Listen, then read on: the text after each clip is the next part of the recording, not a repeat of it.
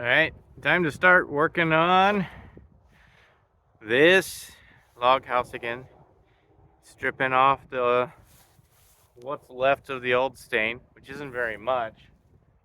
Look at that, there's a good comparison. I put a little bit of new stain over the old stain just to see how it looked like. I don't like it, it's a little too dark compared to the other stuff. But gonna strip that off. So I got an attachment for the drill to use this nylon tip.